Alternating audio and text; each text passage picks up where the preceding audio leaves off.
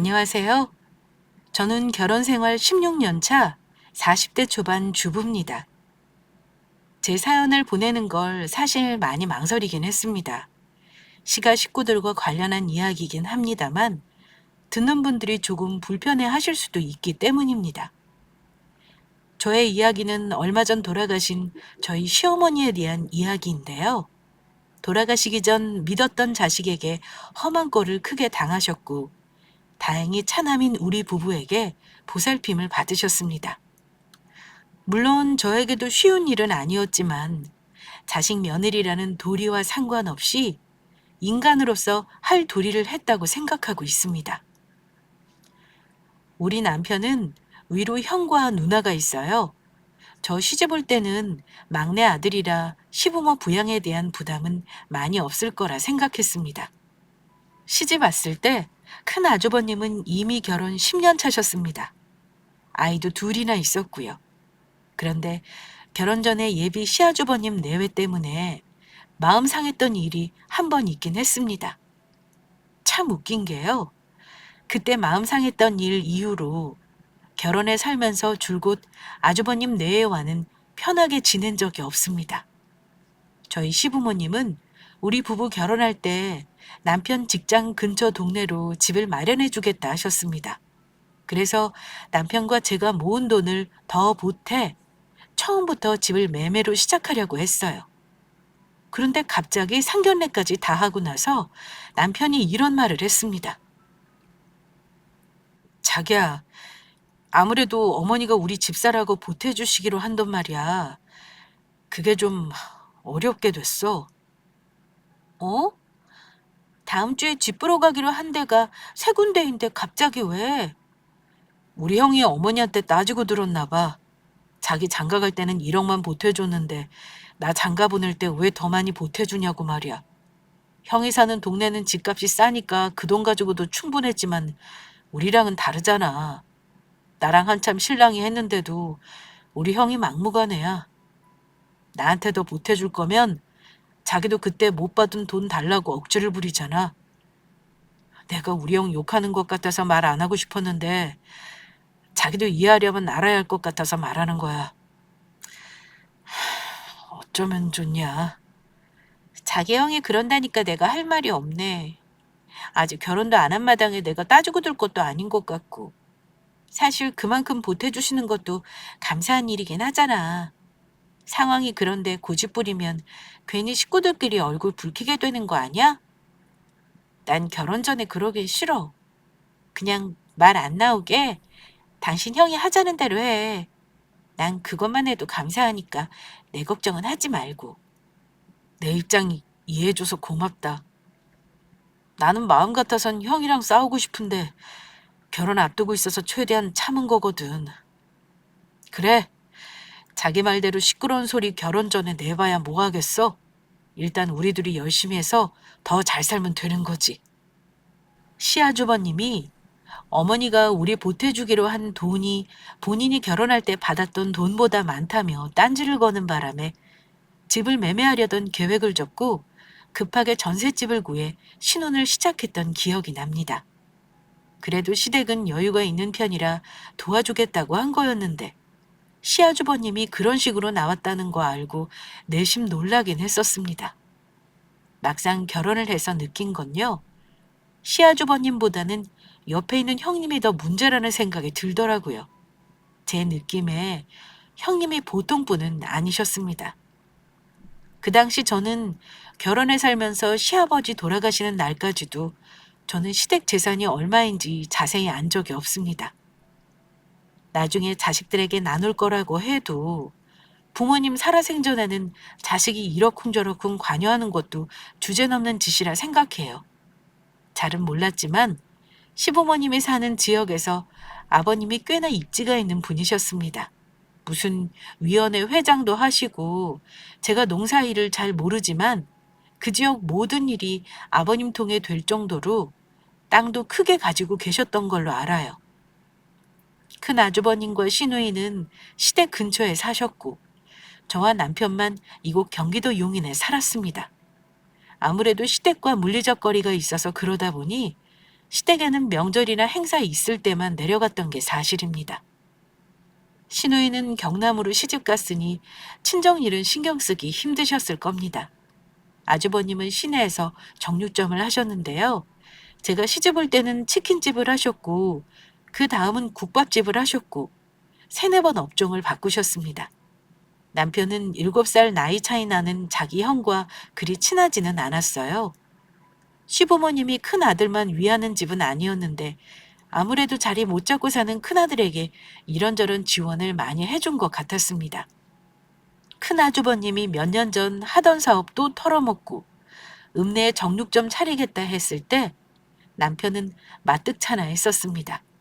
자기 형에게 직접적으로 말은 못하지만 우리끼리는 종종 얘기를 나누곤 했었는데요. 대체 어머니는 형한테 왜 저렇게 돈을 대드는지 모르겠어. 내가 말을 하고 싶어도 형수가 있으니 뭐라 하지도 못하겠고. 애들 커가면서 돈 많이 들 텐데 왜 망하는 사업을 계속하는지. 내가 기술이라도 하나 배워놓으라 할 때 배워서 월급 나오는 회사에서 취직했으면 얼마나 좋았겠냐고. 형이 오죽 힘들면 부모님한테 기댈 까고 이해하려고 해도 가끔은 좀 당연하게 생각하는 것 같아서 좀 그래. 당신 부모님이 아직 여력이 되시니까 뒷받침해 주시는 건데 뭐. 우리가 뭐라고 할 건 아니지. 그나저나 형님네도 이제는 정말 하는 일이 잘 돼야 할 텐데 큰일이네. 이번에는 잘하시겠지? 그동안 사업하신 거 경험도 있으시잖아. 부부가 둘이 하는 거라 아무래도 더 낫지 않겠어? 내가 볼 때 우리 형은 사업 수완 없어. 또 말아먹어야 안 하려나? 계속 부모님 돈 갖다 쓰다가 나중에 진짜 어쩌려고 저러는지 모르겠다. 우리는 신경 끄자. 알아서들 하시겠지. 남편은 형님이 하는 사업을 못 믿어가 했습니다. 10년이 넘는 세월 동안 말아먹은 게 몇 번이니 더 해봤자 부모님 돈만 허공에 날리는 게 아닌가 하는 걱정을 많이 했습니다. 그렇지만 저는 별로 신경을 안 썼던 이유가 있습니다. 저희가 시부모님 근처에서 돌봐드리지도 않고 있는데 나중에 재산은 우리가 물려받을 생각은 하지 말자고 남편과 미리 얘기를 했었어요. 굳이 말하자면 우리가 신경을 많이 못 쓰는 대신 그만큼 안 받겠다는 입장이었습니다. 결혼 초부터도 형님에게 미리 말해놨던 게 있다면 가까이 살지 못해 신경을 못 써서 죄송하다는 거였습니다. 그래도 명절이랑 제가 며느리로서 꼭 챙겨야 할 일은 주저 말고 말해달라고 했었는데 형님이 제 말에 콧방귀를 살짝 뀌시면서 이렇게 말을 하셨던 기억이 납니다. 알아서 하는 거지. 그걸 매번 동서한테 말해야 하겠어?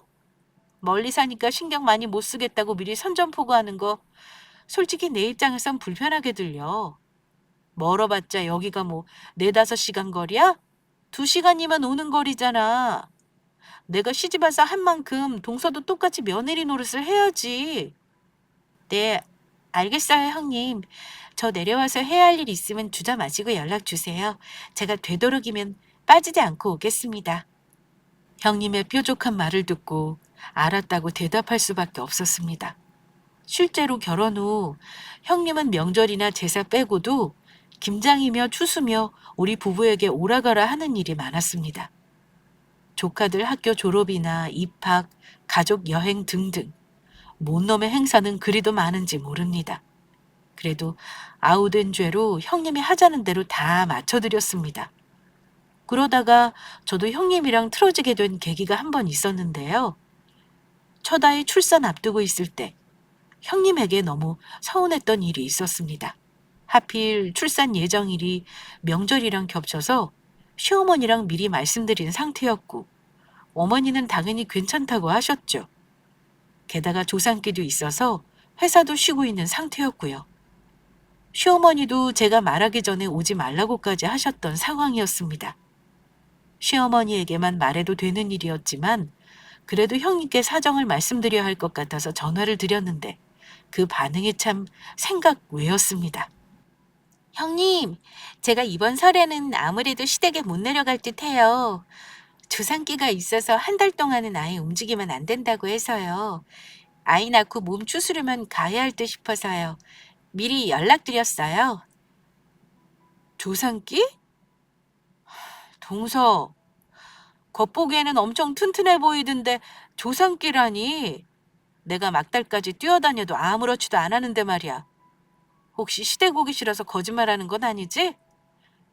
동서는 어쩜 머리도 그렇게 잘 썼어? 명절하고 출산일을 딱 맞게 계산하고 말이야? 그런데 동서는 명절에 못 오면서 미안하다는 말 한마디를 안 해? 어쨌든 동서가 못 오면 내가 다 해야 하는 거잖아. 저는 형님이 하는 말을 듣고 말문이 막혔습니다. 설마 하니 제가 명절에 시댁 가기 싫어서 1년 전부터 예정일을 맞췄겠습니까? 말도 안 되는 추측도 황당했고 저더러 미안하다는 말을 안 한다며 타박하는 것도 황당했습니다. 시댁에 식구가 많은 것도 아닙니다. 형님도 시어머니가 음식하시는 거 옆에서 거들기만 하다가 간단히 음식해서 아침만 드시고 집으로 돌아가시는데 굳이 죄송하다고까지 얘기해야 할까요? 다른 일도 아니고 출산하느라 시댁에 못 가는 게 미안한 일인가 싶은 거예요. 거기다 대고 뭐라 대꾸를 하면 형님 성격에 더 난리 치실 것 같아 꾹 참고 아이 낳느라 못 가서 죄송하다고 말하고 전화를 끊긴 했는데 솔직히 같은 여자로서 아이까지 낳고 기르는 형님이 그런 말을 했다는 게 너무 서운하고 속상했던 기억이 납니다. 정말 웃긴 건 뭔 줄 아세요? 형님은 저에게 며느리 도리를 똑같이 강요하면서 늘 시부모님이 우리에게 더 해주는 게 없나 눈에 불을 켜고 살피던 분입니다. 시댁이 가깝다는 이유로 늘 자기네가 더 힘들다는 말은 밥 먹듯이 하고 늘 금전적으로 부모님 도움은 더 받으면서 우리 부부가 자기들 모르게 뭐 하나 도움이라도 받을까봐 늘 전전긍긍 하던 게 형님네 부부였습니다. 그러다가 집안의 분위기가 완전히 바뀌게 된 건 시아버지가 갑작스레 돌아가시게 되면서부터입니다. 지병도 없으셨고 흔히들 먹는 혈압약 한 번 안 드시던 아버지셨는데 가슴을 움켜쥐고 쓰러지셨다는 소식을 듣고 급히 내려간 이후 보름을 못 넘기고 돌아가신 겁니다. 원래 집안의 기둥이 없어지면 가족 간의 우애가 흔들리기도 하고 다툼이 일어나기도 하는 게 사실이긴 합니다만 시아버지 돌아가시고 사무제가 지나자마자 형님네는 시부모님 재산 문제 때문에 집안을 시끄럽게 했습니다. 아직 어머니가 돌아가시지 않았고 시아버지가 생전에 어머니 앞으로 재산들을 대부분 돌려놓으셨는데 형님네는 자기네 몫을 미리 받고 싶다며 어머니를 괴롭혔습니다. 저는 아버지가 안 계시다고 해서 형님네가 그렇게 노골적으로 속내를 보일 줄은 솔직히 몰랐습니다. 아무리 가족이라고 해도 아버지가 돌아가신 지 얼마 되지도 않았는데 어머니에게 재산을 달라는 건 너무 심하다 싶었습니다. 하지만 아주버님과 형님은 그걸 당연한 권리라고 생각한다는 게 놀라웠습니다. 하지만 시어머니가 그런 형님네 요구를 들어주지 않고 가족들이 다 모인 자리에서 어머니는 형제들에게 단호하게 말씀하신 게 있습니다. 다들 네 아버지가 살아생전에 얼마나 열심히 하고 살았는지 잘 알 거다. 너희들 편하게 살게 해주겠다고 평생을 고되게 일했는데 이렇게 허망하게 가자마자 자식들이 재산 나눠달라고 한 거 알면 지하에서 땅을 치고 우실 거다. 나는 내가 죽기 전에 니들한테 있는 거 다 나눠줄 생각 없어. 나눠 가지고 싶거든 나까지 죽고 나서 나눠 가져라. 그러자 시어머니 말에 아주버님이 발끈하시더라고요. 엄마, 누가 다 나눠달래요? 살기 힘든 사람한테는 미리 조금 나눠줘도 되는 거잖아요. 누나랑 동생은 먹고 살만하니 상관없겠지만 나는 다르다고요. 내가 다른 형제들 못까지 욕심내는 것도 아닌데 왜 벌써부터 이러세요? 그러자 신우이가 아주버님에게 한 소리 하셨습니다. 너는 아버지 돌아가신 지 얼마 되지도 않아서 벌써 재산 달라는 말이 목구멍으로 넘어오니? 나도 엄마랑 생각이 같아. 아무리 자식이라지만 부모가 다 줘야 한다는 법은 없어. 자식도 부모한테 받을 게 있어야 잘하는 거 몰라? 네가 힘든 건 네 사정이야. 그동안 부모한테 제일 도움 많이 받아놓고 이러는 거 솔직히 아무리 형제라도 꼴 보기 싫어. 누나는 모르면 가만히 있어. 어차피 시집가서 우리 집에는 신경도 못 쓰잖아. 누나가 그런 말 할 자격이나 있어? 신우이와 아주버님 간의 다툼이 시작되자 남편은 그 둘을 말리느라 바빴습니다. 어머니는 아버지 돌아가시고 나서 이런 일이 있을 줄 몰랐다며 아주버님에게 호통을 치셨습니다. 부창부수라고 하는 말이 딱 맞는 게요. 시어머니와 신우, 우리 남편이 전부 아주버님과 맞서는 상황이 되니까 형님은 아주버님 편을 들면서 이러더라고요. 어머니, 아무리 나중에 어머니 모실 사람은 장남이 이 사람인 거 모르세요? 그동안 어머니 가까이 살면서 제가 꾸준히 한 거 재산 놀이가 한 건 아니지만 그래도 힘든 자식이 도와달라고 하는데 싫다고 하시는 거 솔직히 서운하네요. 너도 똑같구나. 네 남편이 이러면은 말리지는 못할 망정 형제들 우애 갈라놓고 집안에 큰 소리 나게 하고 싶니? 이제는 나도 니들한테 퍼줄 거 없어. 힘들어도 니들 힘으로 알아서 해. 아이고야, 아이고야. 나 혈압 올라 죽겠구나. 그때 어머니가 화를 못 참고 형님에게 소리를 치시다가 그만 그 자리에서 뒷목을 잡고 주저앉아 버리시더라고요. 놀란 신우이와 우리 부부는 일단 어머니를 안정시키기 위해 형님 내외에게 그만하시라 할 수밖에 없었습니다. 그 일 있고 나서 한동안은 형님네가 재산 달라는 말은 더 이상 하지 않더라고요. 물론 남편이나 신우에게는 따로 말했을 수도 있었겠지만 일단 제 귀에는 들어오는 건 없었습니다. 시어머니도 크게 아픈 데는 없으셨기 때문에 혼자 지내시는 것도 금방 적응하시는 듯 했습니다. 시간이 흐르면서 저희도 일상으로 돌아갔고 어머니도 아버지가 돌아가시기 전과 거의 비슷하게 일상을 보내고 계신 듯 했습니다. 아무래도 시어머니가 혼자 계시니 저희도 자주 찾아뵈려 노력했고요. 물론 어머니도 이른이 넘은 나이였으니까 당연히 이런저런 노안은 있으셨지만 큰 질병은 없었습니다. 그래도 혼자 일상생활 다 하셨고 무엇보다 총계는 낭랑하신 분이었다는 건 확실하게 말씀드릴 수 있습니다. 하지만 우리 집안의 평화는 그리 오래가지 않았습니다. 집안에 또 우환이 닥친 건 아버지가 돌아가시고 나서 채 2년이 지나지 않았을 때였습니다. 명절을 앞두고 형님에게 연락이 왔었는데요.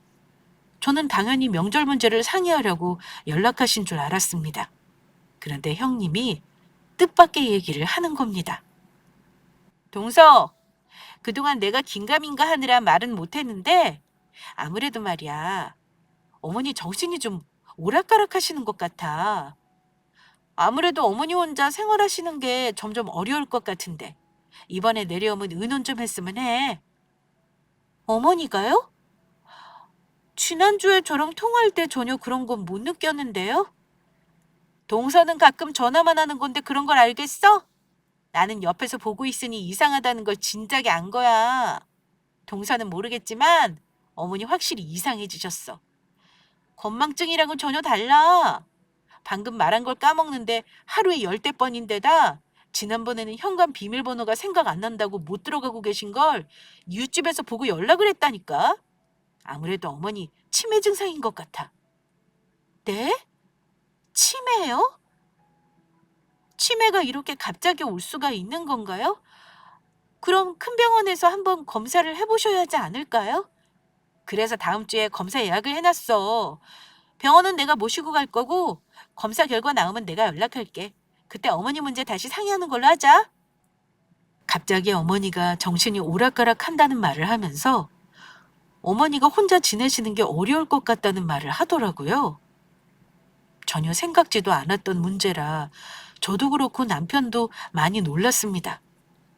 형님은 생업이 있으니 바쁠 것 같아 제가 어머니를 모시고 병원을 가겠다 했지만 형님은 굳이 내려오지 말라며 형님과 아주버님이 알아서 병원에 모시고 가겠다고 하시더라고요. 하지만 이 말을 전해 들은 남편은 어머니가 걱정되었는지 병원에 가기 전에 저와 같이 먼저 내려가 보자고 했습니다. 그 소식을 들은 지 일주일도 안 돼서 어머니 댁에 내려가 어머니 상태를 살폈는데요. 형님에게 들은 말과는 달리 어머니는 생각보다 치매 증상이 심하게 있는 것처럼 보이지는 않았습니다.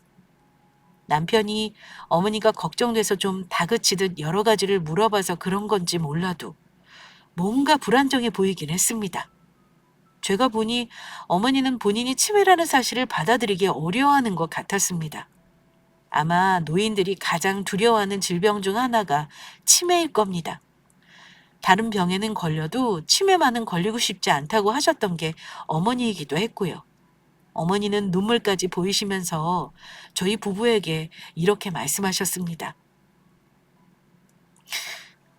늙으면 죽어야 하는가 봐. 나는 치매까지 걸려서 자식들 괴롭히고 싶지 않았는데 말이다. 니들한테 부담을 주는 것 같아서 너무 미안하구나. 어머니, 너무 걱정 마세요. 아직 치매라고 진단받은 것도 아니잖아요. 그래요, 어머니. 그리고 요즘은 약이 좋아서 그냥 초기 상태로 유지하고 사는 경우도 많대요. 주에 겁부터 먹지 마세요. 제가 볼 때 어머니 전혀 심각한 거 아니에요. 검사해보면 정확하게 나오겠지. 근데 정말 치매면 나는 이제 어쩌면 좋으니? 지난주에 큰애가 그러더구나. 내가 방금 한 말을 또 하고 조금 전에 물어본 거 또 물어보고 좀 이상하다는 거야. 생전 안 잊어버리던 현관문 비밀번호도 까먹고 니들 전화번호도 갑자기 생각이 안 나지 뭐냐. 그 정도 건망증은 젊은 사람도 있는 거예요. 너무 걱정 마세요. 남편과 저는 어머니를 애써 안심시켜드리고 올라왔는데요. 당연히 우리도 걱정이 되긴 마찬가지였습니다. 어머니가 예전과 다르게 안절부절 못하시는 것도 그랬고 불안해 보이는 것도 치매 증상인 것 같아 걱정이 이만저만 아니었는데요. 얼마 후 형님이 시어머니 치매 검사를 하고 연락을 주셨습니다. 동서, 오늘 어머니가 병원에 가서 검사 받았는데 치매가 맞대. 그것도 진행이 좀 상태라네? 아무래도 가족들끼리 어머니 모시는 문제를 상의할 때가 온 것 같아. 형님 말에 저와 남편은 가슴이 무너지는 것 같았습니다. 내내 고생만 하시다가 자식들 잘 되는 거 보고 이제는 호강 좀 하시려나 했더니 아버지 돌아가시고 어머니까지 치매라는 병에 걸리시다니요. 형님 말대로 가족들이 모여 어머니 돌보는 문제를 상의했는데요. 솔직히 제 눈에는 아직 어머니 혼자 일상생활이 충분히 가능해 보였음에도 불구하고 형님과 아주버님은 어머니를 혼자 놔두면 안 된다고 강력하게 주장했습니다. 어머니 저렇게 놔뒀다고 혹시 집에서 불이라도 나면 그때 가서 누가 책임질 건데? 당연히 겉으로는 멀쩡해 보이시지. 근데 니들이 알아? 맨날 보는 우리보다 어머니 상태를 잘 알겠냐고. 그래. 동서 생각에는 어머니가 아무렇지 않아 보여도 어머니 상태 지금 심각해. 혹시 혼자 계시다가 길 잃거나 사고라도 나봐. 그때 가서 후회하고 싶어? 아니야? 안 그래? 그건 형님 말이 맞죠. 그렇지만 형님이 혼자 어머니 모신다는 게 힘드실까 봐 그래요. 저희가 여기 내려와서 사는 것도 아닌데 마음이 편치 않아서요. 돌아가면서 모신다는 것도 어머니한테는 못할 짓인 것 같고요. 그래. 그러니까 마진 우리가 모시겠다는 거야. 이런 상황 나 솔직히 예상 못한 것도 아니었고 각오는 하고 있었어. 이럴 때 맏며느리가 나서야지 어쩌겠어? 그래서 다들 동의만 한다면 빠른 시간 내에 어머니 집 정리하고 합가할까 해. 그러려면 형제들 동의가 필요한 거니까 모이자고 한 거야. 형님과 아주버님은 이미 결심을 단단히 하신 듯 어머니 집을 처분하고 합가할 계획을 세워놨더라고요. 그런데 어머니 집을 굳이 팔고 넓은 집으로 새로 얻어서 이사 갔으면 좋겠다고 하더군요. 사실 오래된 주택인 어머니 집은 형님의 식구들이 다 같이 살기는 불편했고 형님 댁도 좁아서 어머니를 모시는 건 어려워 보이는 게 사실이었습니다. 그래서 어머니 집 처분은 형제들이 전부 동의해서 정리하기로 했습니다. 그런데 집이 하루아침에 팔리는 건 아니니 그동안은 불편을 감수하고 형님네 집에 어머니를 모시겠다고 하더라고요. 저는 형님이 그 정도로 어머니를 생각하고 있다는 거에 내심 놀랐습니다. 10년이 넘는 시간 동안 형님을 본 바로는 시어머니의 그리 애틋한 분이 전혀 아니었거든요. 어쨌든 그렇게 결심했다고 하니까 남편과 저 그리고 시누이는 따르겠다고 결정했습니다. 그런데 형님이 이러시더라고요. 어머니가 더 정신줄 놓아버리기 전에 우리가 어머니 재산 문제랑 다른 정리할 것들 위임받아서 정리하려고 하는데 어떻게 생각하시나요? 우리가 다 갖겠다는 거 절대 아니고요. 어머니가 정신 온전할 때 어지간한 건 정리하는 게 좋겠다 싶네요. 그때 우리 남편이 그러더라고요. 형수님, 그 문제 논의하는 건 아직 시기상조 같네요. 나중에 정말 어머니가 가족들도 못 알아보신다면 모를까. 아직은 또렷하실 때가 더 많으시잖아요. 그러자 형님과 시아주버님 표정이 못마땅하다는 듯 묘하게 일그러지더라고요. 하지만 옆에 있던 신우도 우리 남편 편을 들어주었기에 더 이상 그 문제를 더 언급하지는 않았습니다.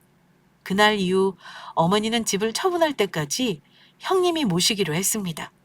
우리도 형님과 아주버님이 내린 결정을 따르기로 했고 각자 형제들이 매달 생활비도 각출하기로 했고요. 자주 내려가서 어머니를 챙겨드릴 생각이었습니다. 그런데 우리 부부의 결심과는 전혀 다른 상황이 벌어지기 시작했습니다. 아주버님 내외가 어머니를 모시겠다고 한 지 한 달이 지났을 때쯤 우리 부부가 어머니를 뵈려 내려가겠다고 전화를 드렸는데요. 이상하게 지난주까지 연락이 되던 어머니가 전화를 안 받으시는 겁니다. 그래서 형님에게 연락해서 어머니가 연락이 안 된다고 했죠. 그런데 형님이 이런 말을 하시는 겁니다. 동서, 어머니한테 전화하지 말어. 어머니 잘 계시니까 아무 걱정 말고 내려오지도 마. 네? 갑자기 왜요? 혹시 무슨 일 있으셨어요?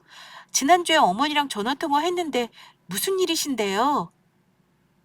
어머니가 환경이 갑자기 바뀌셔서 그런가 갑자기 불안증이 심해지셔서 자꾸 밖으로 나가려고 하시더라. 자꾸 엉뚱한 데 전화하시길래 아예 핸드폰도 내가 빼앗았어. 그래서 전화 안 받으시는 거니 걱정 말고. 병원 갔더니 절대 안정을 해야 한대. 정신과 약도 같이 처방받아서 드시고 있으니까 당분간은 동서도 내려오지 말고 우리가 연락할게. 아무리 그래도 형님, 어머니가 갑자기 길도 못 찾으신다니요. 그 정도까지는 아니셨잖아요. 왜 갑자기 나빠지신 거죠? 제가 놀라서 물으니 도리어 형님은 저에게 화를 내셨습니다. 동서, 나도 어머니 때문에 힘들어 죽을 지경이야. 근데 방금 동서 말은 꼭 내가 모시고 나서 나빠지신 거 아니냐는 소리로 들린다. 어쨌든 어머니는 잘 있어. 당분간은 어머니 안정 위해서 집에 조용히 계시게 할 거니까 괜히 와서 어머니 둘 쑤시지 말고 우리가 연락할 때까지 기다려. 형님이 이렇게 말씀하시는 통에 저는 더 고집을 부릴 수가 없었습니다. 남편에게 이 상황을 말했더니 남편은 아무리 그래도 자식이 내려간다는데 못 보게 하는 게 말이 되냐며 약간 화를 내기까지 했습니다. 남편은 형에게 연락해 보겠다고 하더라고요. 그런데 남편이 아주버님에게 연락해도 돌아오는 대답은 제가 형님에게 들은 말과 별반 다르지 않았습니다. 더욱 이상한 건 어머니와 전혀 연락이 되지 않는다는 거였습니다. 남편이 어머니에게 여러 번 연락했지만 그때마다 전화를 받지 않았고 답답한 마음에 형님이나 아주버님에게 연락하면 그저 어머니가 안정이 필요하니 당분간 흔들지 말고 내려오지도 말라는 대답뿐이었습니다. 게다가 형님은 기가 막힌 말을 했습니다. 어머니 상태가 저러니까 아무래도 앞으로는 명절 제사니 뭐니 다 없앨까 해. 동서도 불만 없지? 며느리인 우리한테는 잘 된 일이지 뭐. 그렇게 알고 당분간은 동서도 여긴 신경 쓰지 말고 살아. 하지만 한 달이 넘게 그런 상황이 지속되니 처음에는 형님과 아주버님을 믿었던 마음이 점점 흔들리기 시작했습니다. 저와 남편은 뭔가 석연치 않다고 대화를 나누었는데요. 주말에 당장 어머니를 뵈러 연락 없이 내려가기로 마음을 먹었습니다.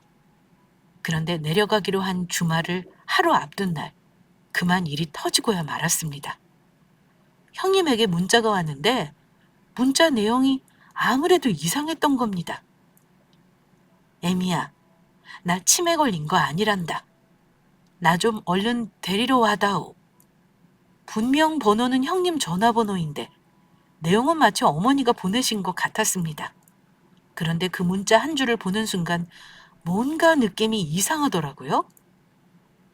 형님이 시어머니를 모시겠다고 한 이후로 한 달 반 동안 우리는 어머니 목소리만 몇 번 들었을 뿐 만나지도 못한 데다 요즘은 내려오지도 못하게 하고 있다는 게 영 이상했습니다. 저는 당장 남편에게 그 문자 내용을 보내고 어머니에게 가봐야 할 것 같다고 연락했습니다. 남편 역시 제가 보낸 문자를 보고 혼비백산한 채로 회사를 조퇴까지 하고 왔더라고요. 여보, 더 기다릴 것도 없어. 지금 당장 어머니 보러 내려가 보자. 그래, 여보, 느낌이 아무래도 안 좋아. 분명히 어머니한테 무슨 일이 있는 것 같아. 저는 남편과 급하게 2시간 거리의 시댁으로 내려갔습니다. 가면서 어머니에게 계속 전화를 했지만 당연히 어머니는 전화를 받지 않으셨습니다. 저녁 8시가 훌쩍 넘은 시간이 돼서야 아주버님 댁에 도착했는데요.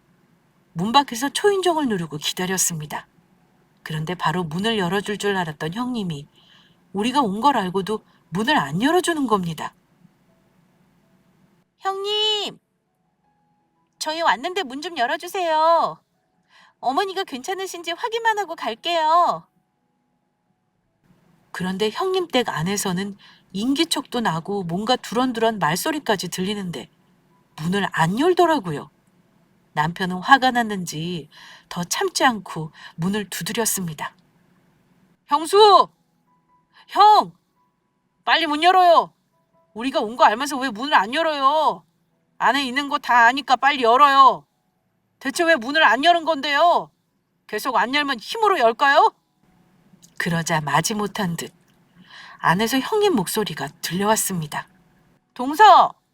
우리가 당분간 신경 쓰지 말라고 한 거 못 알아들은 거야? 어머니 상태 안 좋으니까 괜히 들쑤시지 말라고 한 건데 내 말이 말 같지가 않은가 봐. 문 못 열어. 당장 돌아가고 나중에 연락하고 내려와. 저는 형님의 말이 도저히 이해가 안 갔습니다. 2시간 넘는 거리에 사는 우리가 연락을 안 하고 왔다고 해서 굳이 문전박대를 당할 이유도 없었고요. 자식인 남편이 어머니를 보겠다는데 그걸 막는다는 것도 상식적으로 이해가 안 갔습니다. 남편은 형님 목소리를 듣고 화를 못 참겠다는 듯 소리를 질렀습니다. 형수! 당장 문 열어요. 우리 형 안에 있죠? 대체 형이랑 무슨 꿍꿍이길래 어머니랑 연락도 못하게 끊어놓고는 보지도 못하게 하는 건데요. 얼굴만 확인하겠다는데 뭐가 문제예요? 당장 이 문이 안 열면 나도 뒷일은 책임 못 져요? 남편이 문을 쾅쾅 두드리니 시끄러운 소리에 아랫집, 윗집, 옆집에서 사람이 나오고 아무래도 일이 커질 것 같았습니다. 그때 갑자기 아주버님이 더 이상 안 되겠다고 생각했는지 문을 열고 밖으로 나오더라고요. 야, 이 자식아! 너는 연락도 없이 불쑥 이렇게 내려오냐? 우리가 어머니 모시고 얼마나 지금 힘든데 그건 생각 안 해? 동네 시끄럽게 하지 말고 나중에 내려와. 그때 남편은 문이 닫히기 전에 아주버님을 힘으로 밀어붙이고 집 안으로 들어갔습니다. 시아주버님이 거구인 남편에게 밀려 옆으로 밀쳐졌고 저도 그 틈을 타 형님네 집으로 들어갔습니다. 그런데 거실에는 어머니가 안 계셨습니다. 남편은 신발도 벗지 않고 어머니가 계신 것 같아 보이는 작은 방 문을 열었는데요. 그 문을 연 순간 저와 남편은 경악할 수밖에 없었습니다. 방에는 어머니가 계시긴 했습니다. 하지만 제가 알던 모습과 너무나 달랐어요. 그런데 더러워 보이는 이불 위에 기운도 하나도 없어 보이는 어머니가 누워 계시더라고요. 밖에 그 난리가 났는데도 나와보지도 못하고 힘없이 누워만 계셨던 겁니다. 남편이 이불을 확 걷었을 때 저는 기절할 뻔했습니다. 불과 한 달 반 전만 해도 그냥 보통의 노인네였던 어머니가 정말 깡마른 모습으로 누워 계셨던 겁니다. 저는 기가 막혀서 말도 안 나오더라고요. 어머니를 여러 번 불렀지만 어머니는 우리 부부를 쳐다보기만 하실 뿐 말을 안 하셨습니다. 남편은 그 광경을 보고 치밀어 오르는 분노를 참지 못해 부들거리며 소리를 질렀습니다. 대체 이게 뭐야, 형? 어머니가 왜 이러고 계신 건데? 대체 이건 무슨 냄새지? 형, 어머니 혹시 이 방에 가둬둔 거야? 저게 뭐야? 요강? 설마 여기서 용병까지 보게 한 거야? 아주버님과 형님은 남편의 반응에 당황한 듯 보였습니다. 야, 주원아, 일단 내 말 좀 들어봐.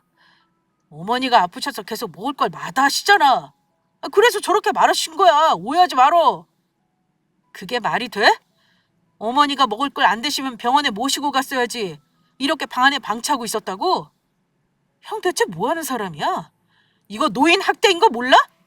멀쩡하셨던 엄마가 형이 모신다고 하고 나서 이렇게 대신 게 말이 되냐고! 뭐? 노인 학대? 야, 너 내가 부모를 학대할 사람으로 보이냐? 서방님, 말씀이 지나치시네요. 제가 어머니 삼시세끼 다 챙기고 애쓰는 거 전혀 모르시나 봐요? 어머니가 고기를 거부하시는데 어쩌겠어요. 요강은 어머니가 말씀하셔서 갖다 놓은 거라고요. 오해하지 마세요. 남편은 저에게 소리쳤습니다. 여보, 안 되겠다. 나는 도저히 형하고 형수 말은 못 믿겠어. 일단 어머니 병원 모시고 가게 119 불러. 그리고 경찰에 신고해. 저는 다급히 남편 말대로 119를 불렀고 경찰에 신고까지 했습니다. 제가 신고하는 거 보더니 형님과 아주버님이 기울기리 날뛴 건 말할 것도 없습니다. 잠시 후 119와 경찰이 도착했고 일단 어머니의 상태를 살피더니 병원에 이송이 필요할 것 같다고 했습니다. 일단 어머니 상태가 중했던지라 저는 어머니와 동행해 병원에 가기로 했고요. 경찰이 모든 정황을 보더니 형님 내외를 노인학대 혐의로 현장에서 바로 연행하겠다고 하더라고요. 아무 혐의가 없다고 하기에는 너무나 정황이 뚜렷했으니까요. 심지어 어머니 몸에는 여기저기 몸자국까지 있었습니다. 남편은 경찰서로 가서 자기 형을 직접 신고하고 진술서를 쓰겠다고 했습니다. 아주버님과 형님이 순순히 경찰에게 끌려갔냐면 절대로 그러지 않았습니다. 남편에게 차마 입에 담지 못할 쌍욕은 물론 연을 끊자며 고래고래 소리를 질렀습니다. 그렇게 끌려가는 아주버님을 보고 저는 일단 어머니와 병원에 왔는데요. 일단 그 지역에서 큰 병원은 하나뿐이라 어머니가 치매 검사를 받은 병원도 그 병원이었는데요. 병원에 입원하시고 영양실조 치료를 받으시는 동안 황당한 진실을 알게 되었습니다. 다름 아닌 어머니가 그 병원에서 치매 검사를 받으신 건 맞지만 치매가 아니었다는 겁니다. 어머니는 그것도 모르시고 형님이 치매라고 한 말을 듣고 속으로 낙담하고 불안해 하셨던 겁니다. 그럼 대체 왜 형님 내외가 멀쩡한 어머니를 치매로 몰고 갔는지 궁금하시죠? 그 이유가 경찰 조사에서 나왔는데요. 형님 내외는 어머니 재산을 미리 가로채기 위해 어머니를 치매로 몰아갔던 거였습니다. 남편은 모든 사실을 알고 저에게 자초지종을 얘기해 주더라고요. 어머니 댁에 갔더니 어머니 신분증이며 인감이며 전부 형이 가지고 집이랑 땅이랑 자기 앞으로 등기를 쳐놨더라. 세금도 만만치 않았을 텐데 아주 마음이 급했는지 돈까지 빌려가면서 처리했더라고. 근데 어머니가 현금 자산 있는 건 통장 비밀번호를 끝까지 말을 안 하셨나 봐. 그것 때문에 어머니를 계속 굶기고 학대했대. 형수가 형을 엄청 압박했나 봐.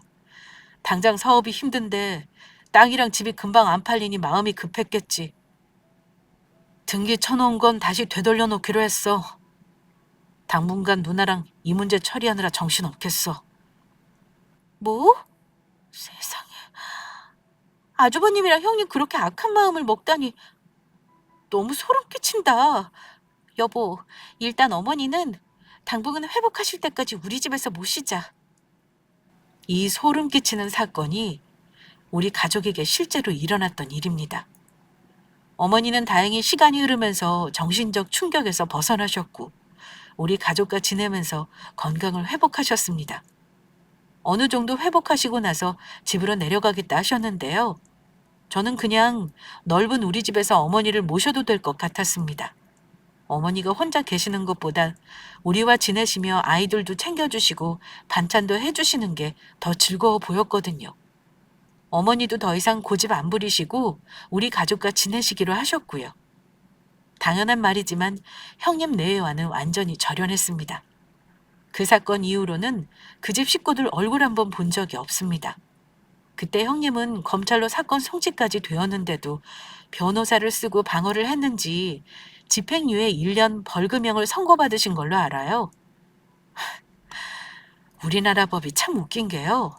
저도 처음 한 건데 초범에게는 참 관대하더라고요. 자기 부모 학대하는 폐륜 저지른 사람에게도 한 번의 관용을 베푸는 게 법이더군요. 그래서 결과적으로 아주버님 내외는 감옥은 안 갔지만 우리 가족과는 완전히 틀어지게 되었습니다. 남편과 시누이는 어머니 유언장을 미리 작성해 놓고 공증까지 받아 놓았는데요. 나중에 형님이 소송하겠다며 한바탕 난리가 있긴 했습니다만 결국 어머니 돌아가시고 나서 형님에게는 한 푼도 돌아가지 않았습니다. 어머니는 재작년에 돌아가셨는데요. 돌아가시기 전에도 늘 저에게 고맙다는 말을 하셨던 분입니다. 저는 간혹 어머니를 형님네에서 발견했을 때를 떠올리면 어머니가 너무 안 됐고 불쌍합니다. 저희 어머니 한 번도 시집살이 시키신 적도 없고 늘 자식을 도와주려고 애쓰셨던 분인 거 누구보다 잘 아는지라 더 잘해드리고 싶었어요. 하지만 같이 한 시간이 짧아서 어머니 생각하면 늘 마음이 아프네요. 노인 인구가 점점 많아지는 요즘 다들 쉬쉬해서 그렇지 제가 겪은 일은 생각보다 쉽게 주변에서 많이 일어나는 일이기도 합니다. 어찌 보면 제 얼굴에 침 뱉길 수도 있는 우리 가족 이야기를 익명의 공간을 통해 이렇게 털어놓은 건 다 이유가 있습니다. 노부모 부양의 부담이 점점 많아지고 있는 우리 세대의 이런 문제를 가감없이 보여드리고 현명한 대처 방법을 찾아보고자 함이니 다소 불편한 얘기였더라도 한 번쯤 고민을 해보셨다면 좋겠습니다. 제 이야기는 여기까지입니다. 끝까지 들어주신 구독자분들께 감사드리며 다음에 기회가 된다면 다른 사연으로 한 번 더 찾아뵙고 싶습니다. 감사합니다.